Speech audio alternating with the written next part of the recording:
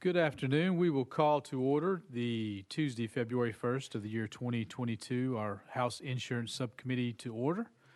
Ms. Adams, will you please call the roll? Representative Sapicki, Hicks, Kumar, Lafferty, Mitchell, Rudder, Smith, Terry, Thompson, Chairman Hawk, I am here. you have a quorum. Thank you. The chair detects a quorum.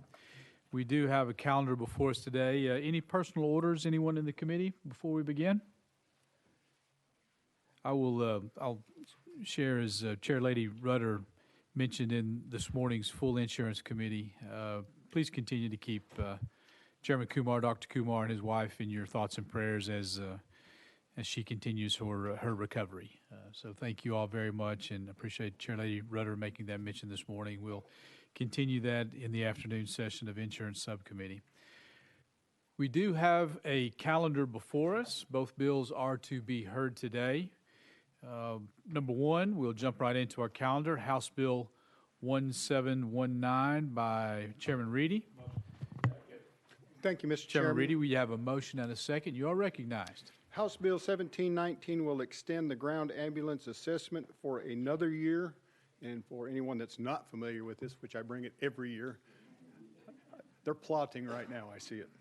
The ground ambulance assessment was created in 2018 to help fill the gap between the expense incurred by ambulance services to perform a transport and what Medicaid reimbursements for this transport. Without using any state dollars, the ground ambulance service pays into the fund that draws down over $20 million in federal funds that is then paid back out to the services based on their Medicaid transports. Mr. Chairman. Thank you, Chairman Reedy. Representative Mitchell, you are recognized for question and comment. Question on the bill.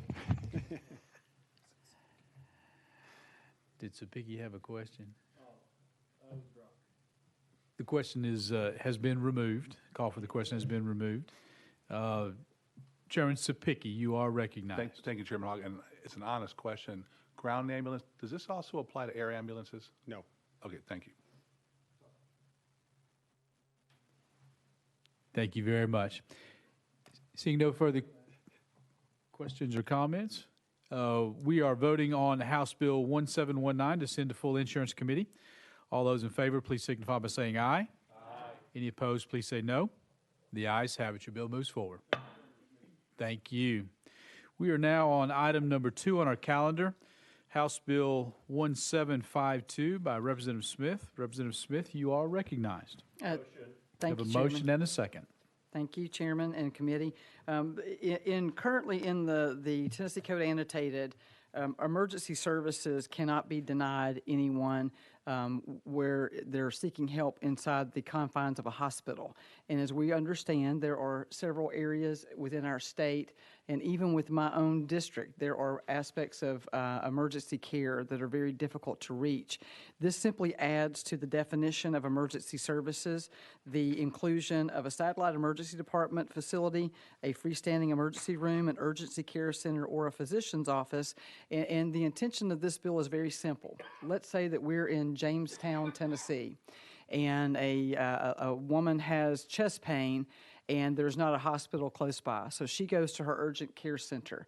She is convinced through headaches, through chest pain, through symptoms that she's been taught mimic a heart attack, that she's experiencing some type of a cardiac event.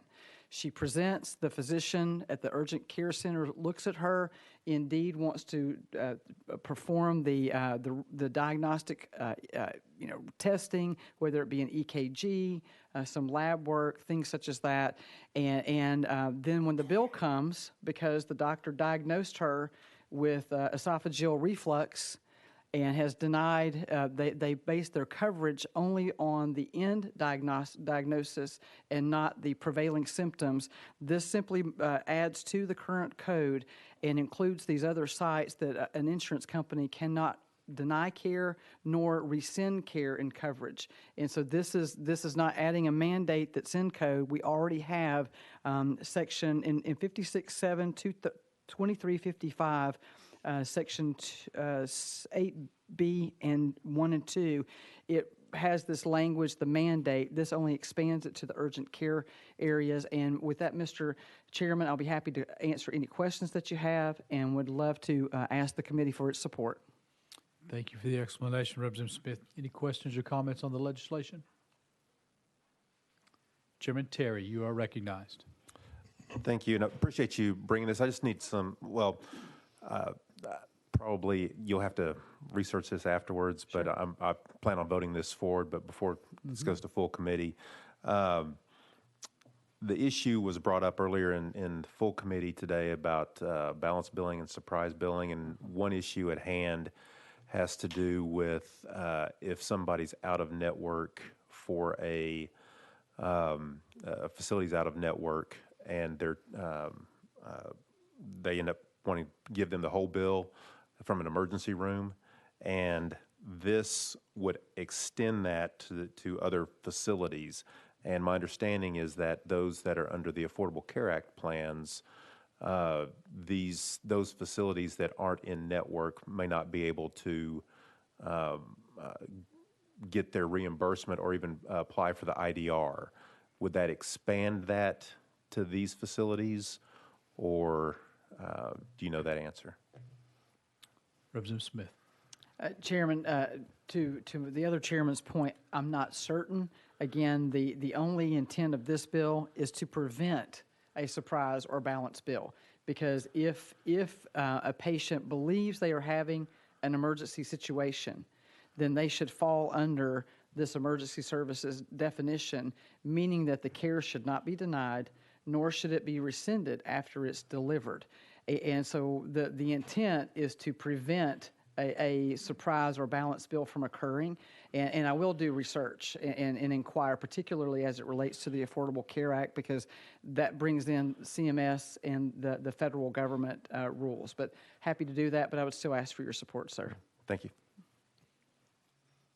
Thank you. And I hesitate to speculate, but as we heard this morning, the resolution disposition process seems to go through CMS, so this might be something additional to that, but it's certainly something to research between now and the next steps we take. Any further questions or comments of the representative? Are you ready to vote? All those in favor of sending House Bill 1752 to full insurance committee, please signify by saying aye. Aye. Any of those opposed, please say no. The ayes have it. Your bill moves forward. Thank you, Chairman and committee. Thank you. Any other business to come before the subcommittee? Seeing none, we are adjourned. Thank you all.